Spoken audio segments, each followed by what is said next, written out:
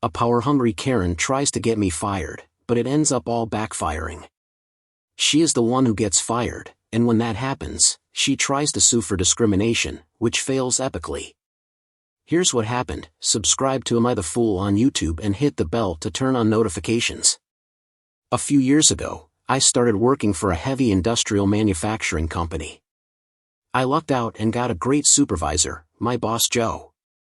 The work was hard, working 12-hour days for 13 days in a row, and then a Sunday off, and then back for another 13 days. I was young, and I didn't mind. It helped my wife and me save up for a house. After about 6 months, Joe noticed I was picking up on the work pretty fast and promoted me to a group leader position. This came with a raise and increased responsibility that most other workers didn't want. Joe put me in troubled groups in his department, and I would work on general improvements and figuring out the issues. This was a union shop, and the mentality was to just put in your hours, don't work harder or smarter, just do your time, and don't kill the job. That was the unspoken motto. After a few years, Joe was promoted to manager, and he transferred me with him to his department. While I wasn't a supervisor yet, I was the supervisor in all but name. The supervisors loved it because they never had to leave the office, and I liked it because it was a good learning experience. I made a good reputation and got a lot of respect from workers and management. Eventually, Joe's areas were doing so well that he was promoted to plant manager, and as before, he wanted to promote me with him, this time to a supervisor spot. We talked at length because the only supervisor spot open was working for Karen. Karen was female, a minority, and a member of the LGBTQ community. She was the poster child on the company website for inclusiveness in the workplace. Literally, her face was the one they used. She was also a freshly minted manager, and Joe was not confident in her abilities. But me, being the plucky go-getter with a can-do attitude, decided to take the position. I had to interview with Karen and got to meet some of her supervisors. They were very quiet and reserved. Once I was promoted, I worked in tandem with another supervisor, Chris. Chris was young, he had one small child, and his wife was pregnant and a stay-at-home mom. During the first week, everything was going well. I was learning all the employees, getting to know the process, and getting my feeling for the area. During the second week, Chris's wife went into labor, and she had a hard time. Chris went on paternity leave for 6 weeks, and I was tossed into the deep and in charge of the whole area solo with 60 employees. I was barely treading water, but I was doing my best. When I would ask Karen for her guidance or assistance, she would scoff like it was beneath her and tell me, "If I have to do your job, then I don't need you." So, I gritted my teeth and worked my tail off. My wife got me a smartwatch, and I was averaging 25,000 steps a day trying to keep everything running. We were holding our own, and employees all did what they could to help as the situation was not ideal for everyone. A few weeks in, I was reviewing some quality documents, and I noticed that one of the quality gates was not being followed. I emailed the information to the quality engineers, and they lost their minds. This was a 4-hour operation on a 20-hour part that we were skipping entirely. It turns out one of the reasons Karen got promoted was because she was running her department so efficiently. Then it came to light that she made the decision to skip this quality process, saving that 20% off the time. Except the engineers never signed off on this, and it caused massive damage control. The process had to be reinstated, and the parts that were never checked had to have warranty extensions. This caused the company to have egg on their face, and Karen to look bad. During this time, Karen also became more vindictive. She would openly tell people that she would never be fired and could do what she wanted. She would walk the departments, and if she didn't like someone, she would make the supervisors write them up by the end of the day. She wanted us to find a reason, and if we didn't, she would take it out on the supervisors. For example, forcing the supervisors to stay late to do inventory or something else menial just because she could. She would not let the supervisors make any decisions until she approved it. So, something like overtime had to wait for her approval, and she would not respond until the end of the day, causing the departments to scramble. Then, if there weren't enough overtime employees to do the work, she would blame it on the supervisors. While the supervisors knew this wasn't right, we all needed our jobs and tried to do the best we could for Karen and the employees. We were mainly rodeo clowns to Karen, being the bull. The first day Chris was back, he and I were both pulled into Karen's office. She started berating me on how poor of a job I was doing, making her look bad, and how I never came to her for help. This made me speechless because of the previous comments she made and the fact that supervisor work was beneath her. After the meeting, I was still a bit stunned, but I put it together that she was about to railroad me out of the company, and this was the very first step. I called Joe and asked for a meeting that same day. When I got together with Joe, I started telling him about the things that were going on, and he had no idea, the harassment, the vindictive nature, everything. Ironically, while I was speaking with him, another supervisor called him to complain about Karen as well with the same grievances. Joe was stunned and said that he would speak with Karen, but he gave me a carte blanche on any open spot in the company starting the next day. He really didn't want to lose me, so I did a lateral transfer to a different department, doing engineering, and I thought that was the end of it. A few weeks later, I was leaving work, and Karen mentioned that I never turned in my laptop and phone to her. I told her I didn't know I had to, but I could give it to her tomorrow. She smirked and said that she would get it back soon enough. I didn't think too much of it at the time, but after about 6 months, I had my review with my boss Jake. The review went great. He was very happy with my work and was a bit surprised at how fast I picked things up. At the end of the meeting, Jake mentioned offhand how Karen tried to intervene in the review and get me fired, but Joe stepped in and squashed it. "Okay, Karen, now you pissed me off." After I left Karen's department, the turnover rate went up through the roof. The supervisors were quitting at a rate of 1 every 3 months. Keep in mind that this is a legacy company that had multi-generations working, fathers, sons, mothers, entire families. Some areas had 3 generations working side by side, and yet Karen was rolling over employees and supervisors like a steamroller. Working for her became the kiss of death. I casually mentioned to Joe about the turnover, and he told me he couldn't figure out what was going on. People were quitting without notice, and no one was doing exit interviews. I told Joe that Karen was writing people up to force them out. When they would hand her the resignation letter or 2 weeks' notice, she would tell them to leave immediately and then throw away the letter. Then she would tell HR that the person quit right on the spot, and that was the end of it. Joe told me that because of who she was and how high she was, the company wouldn't do anything to her until they had an airtight case. So, I went to work. I took the supervisors working for Karen out drinking after work a few times each week and made sure I had my hand on the pulse. If someone was quitting, I made sure they emailed their letter of resignation to Karen and CC'd Joe and Human Resources. I stayed for their exit interview and that they called the company integrity hotline for good measure. Things were progressing well, and I had all the supervisors on board, except for Chris. A few weeks later, I was leaving work, and Karen mentioned that I never turned in my laptop and phone to her. I told her I didn't know I had to, but I could give it to her tomorrow. She smirked and said that she would get it back soon enough. I didn't think too much of it at the time, but after about 6 months, I had my review with my boss Jake. The review went great. He was very happy with my work and was a bit surprised at how fast I picked things up. At the end of the meeting, Jake mentioned offhand how Karen tried to intervene in the review and get me fired, but Joe stepped in and squashed it. "Okay, Karen, now you pissed me off." After I left Karen's department, the turnover rate went up through the roof.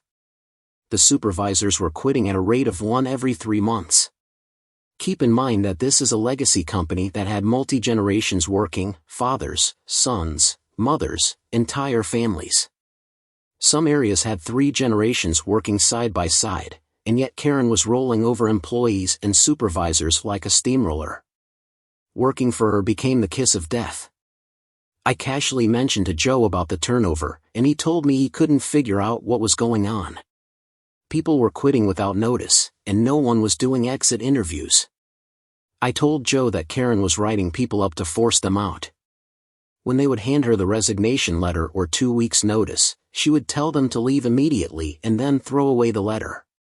Then she would tell HR that the person quit right on the spot, and that was the end of it. Joe told me that because of who she was and how high she was, the company wouldn't do anything to her until they had an airtight case. So, I went to work.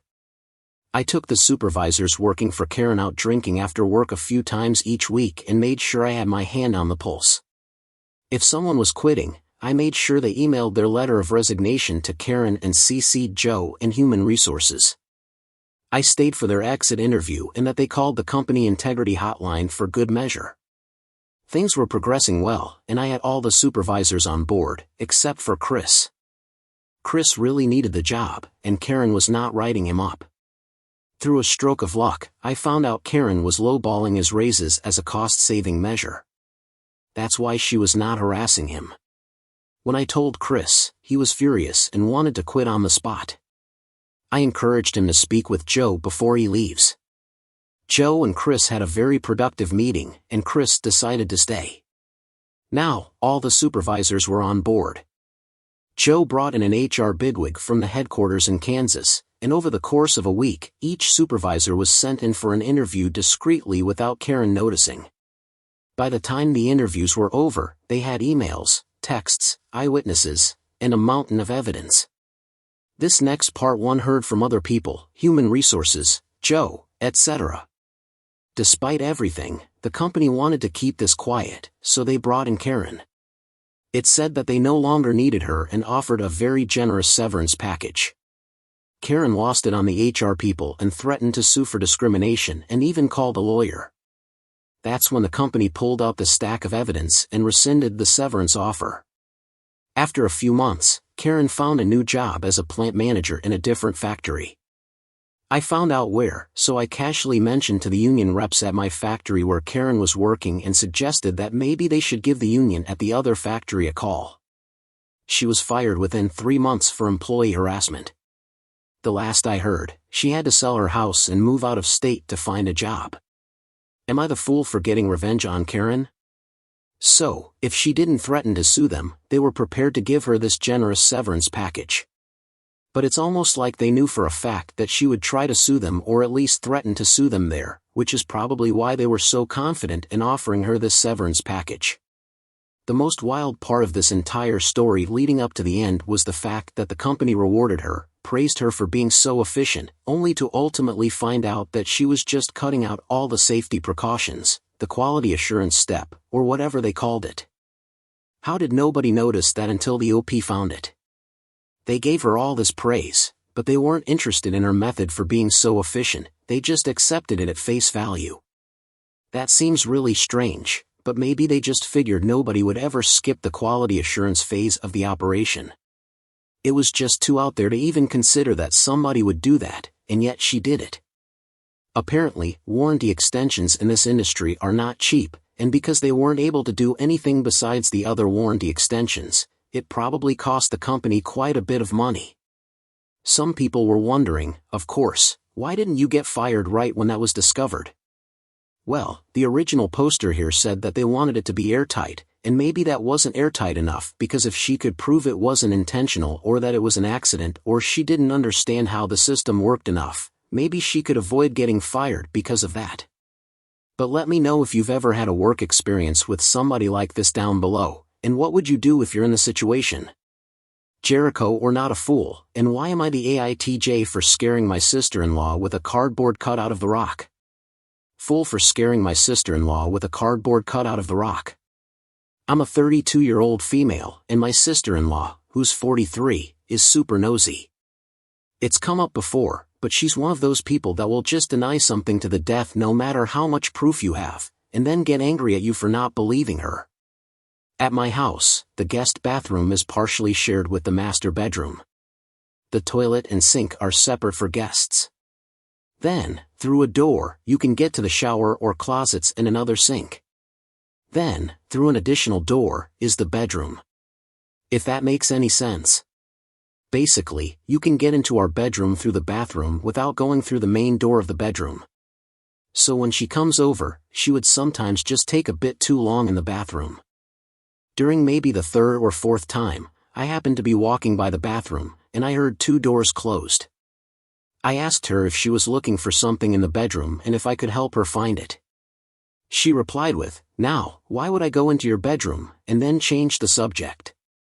The next time she was going to come over, I set something small behind the bedroom door so I could see if it had been opened by the small item being pushed back.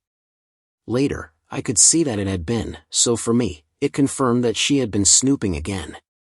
I asked directly if she'd been in our bedroom, and she said something like, "I don't care what's in your bedroom, get over yourself." So yesterday, my sister-in-law and my brother-in-law came over, but before that, I ordered a full-size cutout of Dwayne Johnson, which I placed in our bedroom facing the bathroom door. About an hour into the visit, she heads into the bathroom. Very shortly after, there's a scream, a thud, and then a door slam. She came out angry. She'd been quite startled and slammed her upper arm into the doorframe while turning away from the cutout. My brother-in-law made it worse by asking, "Well, why were you in their bedroom?" But she didn't answer, and then they left. She's posted on Facebook that she has a big bruise on her arm as a result of my nasty prank. People are saying that she could have been hurt worse and that she's too old to be the victim of a childish prank. I feel bad that she was hurt. It wasn't my intention, but I might be the fool because I still think that it was hilarious. So am I the fool? This actually is pretty hilarious. It makes me wonder what she was trying to find in that bedroom, or maybe she didn't want to find anything at all. She could just be somebody who likes to just look around, but having this direct doorway into the bedroom was too much of a temptation to resist. The sister-in-law just continuously lies about stuff like this. I feel like you might not have any other choice other than that to put a lock on that door that you can only access from the side of the bedroom. I mean, how else would you handle that situation without having her go on Facebook and turning the situation on you so that you are the bad guy? But it's hard to imagine anyone coming up with a better way to handle this than the Dwayne "The Rock" Johnson cardboard cutout. So let me know if you have a better idea of how you would handle this, and you're not a fool, and why. For a poopy situation. I recently moved into a property that backs up to an HOA, a homeowners association, neighborhood. My yard is adjacent to about 4 of theirs. I am not a part of the HOA. The road to my house is a small private road and runs parallel to their private road. So when I first moved in, the county told me my trash pickup location was on their road. Mine's not a good spot for a trash truck to turn around. After about 2 pickups, I find a note on my trash can with the usual HOA BS. They say I can't leave my can on the road, etc., etc. Whatever. I take it to the end of my road, and that works fine. Next, I try and get hooked up with gas because electric heating is expensive. The nearest gas line runs down their road. The utility company is cool with it, but they block the construction. Fine. I installed a tank, and shortly thereafter, get another note on my door saying that the noise from the installation was disturbing and the tank is an eyesore. It's a buried tank. You can't even see the cap from the HOA properties. That was that for around 6 months, except for a few complaints about me mowing my lawn outside of the HOA designated mowing hours but within county hours. Until a flatbed with a backhoe backs into my driveway. I walk out to see what's going on, and apparently, the sewer connection for the HOA runs under my property. Something's clogged, and they need to tear the pipe up to get a look. Long story short, apparently, the builder had some handshake deal with the previous owner about that sewer line and gave up a few blocks to let them run it through the property. No easement on the deed, nothing in writing. I sent the backhoe guy off. Next, the HOA president comes and knocks on my door and tells me the sewer is causing backups in several of the houses, and no one can use their toilets, shower, run sinks, etc., until it's all fixed. Rerunning the sewer down their road instead of across my property is gonna cost millions of dollars that they don't have and take months. I said something like, "Man, that sucks for you. I hope you get it fixed soon." The sign says no trespassing, though, so if you could keep off the property, I'd appreciate it. Have a nice day. I got a letter from their lawyer with a lot of threats a bit later but didn't seem to back them up legally. I figure they can take me to court if they want. They've had some giant loud mobile poop tanks stuck in someone's backyard for the past 3 months, and I see no signs of a new pipe. A few of the HOA residents stopped by and said that the houses were basically unlivable with the pump. They could only take a shower that was 5 minutes long. They could only flush number 2, and they can't sleep from the noise. It costs a lot of money, and someone lost a house sale, etc., etc. And also that they didn't have any part in the HOA stupidity other than living in it. I told them that I feel for them, but that HOA has been a pain in my rear since week 1, and I'm not inclined to let them go driving construction equipment across and digging holes in a yard that I worked hard on after the way that they've been treating me. They told me that I was a fool. So am I the fool? This is one of those situations where the people receiving the punishment or the consequences of a situation aren't necessarily the people that did the wronging in the first place. The HOA was on this guy pretty much since he first moved in, but the fact that they would be like that and not realize that they also needed something from him at the same time is pretty baffling. Maybe it really was just the single HOA president that had the handshake deal, and nobody else at the HOA knew about this agreement, so they thought they could just run wild with complaints and causing the original poster here a bunch of trouble. Eventually, this whole mobile poop pump thing that they have is a temporary solution with no long-term solution even in the works, is probably going to violate some sort of rule from the county, either being too loud, not being where it's supposed to be, and maybe the OP will end up reporting them for that. But again, I feel bad for the people living there that are not on the HOA. They just live there, and they're kind of the collateral damage of this entire situation. So if you were the original poster here, how would you handle the situation? Would you allow them to dig up your yard to fix their sewer line, or would you handle it how the OP did here? Let me know down below, and fool or not a fool, and why. AITJ for not bending the rules on seeing my newborn? Fool for refusing to bend the rules on seeing my newborn just for one person, my sister-in-law, even if it's the only chance she's had to see him for months. I'm a 34-year-old female, and I gave birth on Christmas Day. Before my son's birth and to lessen visits, my 28-year-old husband and I made a list in October and sent it out to everyone. Some rules include up-to-date on all vaccines. If you feel any way sick, don't visit. Let us know a week beforehand so we can arrange a day and time. No smokers. No phone calls or visits between 7:30 and 10 p.m. You can only stay an hour. No picking up the baby without consent. No advice. No perfume or deodorant. No is no, and we will not explain why.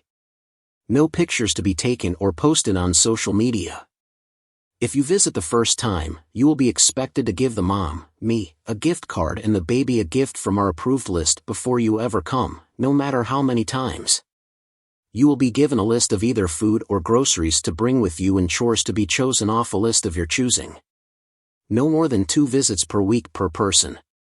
It's helped to keep the visits to a minimum, and no one can complain about favoritism because everyone is treated equally. Which brings me to my current situation with my sister-in-law, who's a 20-year-old female. She studies in a different part of the country and is rarely home, and asked to visit last week before she had to go back to school. So, we set up a date and linked to our gift list, and then we sent her the takeout that we'd like, including some chores that she can choose from. She texts it back immediately, saying that she's broke and she can do the extra chores instead. My husband and I talked about it and came to the decision that if we bent the rules for one person, everyone would want the same treatment. We told her no, that we were very clear about our rules, and maybe next time she could visit. She begged and said that she would even clean the whole house because it would be June before she would be home again. We simply texted no. She didn't reply. She left this morning, and we got multiple texts from my in-laws belittling us for using our child as a cash grab. My husband simply replied it was our rules, and no one deserves special treatment. Then, he told his family that they were on a timeout, and we blocked them. Since then, my family and our friends have told us that we were wrong because she is a broke college student, and they would have understood if we looked the other way once. We tried reaching out to his sister, but she won't reply. So, am I the fool for refusing to bend the rules on seeing my newborn for just one person, even though it was the only chance she had to see him for months? This is extreme. They're basically holding the baby hostage, and nobody can see the baby unless they comply with all of their demands. They might as well write out all the requirements on a ransom letter so that they can feel like it's a themed experience when they're picking out which chores they want to do. It's one thing if you've had a baby and you say, "Hey, when you're over, can you help me out with this thing because it's been really difficult for me," versus "Give me money, give me chores, give me money and chores." I feel bad for the 20-year-old sister-in-law because she probably doesn't have money. She's not lying about that. She even offered to clean the entire house as a way to balance it out and make the OP, original poster, here happy. Maybe the OP and the husband here were really counting on cash coming in to execute whatever plans they had, which is something that you kind of hear from time to time about weddings where people are really counting on a bunch of cash from their wedding to finance whatever it is they're trying to do, like a down payment on a house or just pay for the honeymoon. You just don't really see that happen as often with restricting who can see your baby. If you were the sister-in-law in this situation, the one that got denied from seeing the baby, how would you have handled the situation? And let me know down below, fool or not a fool, and why.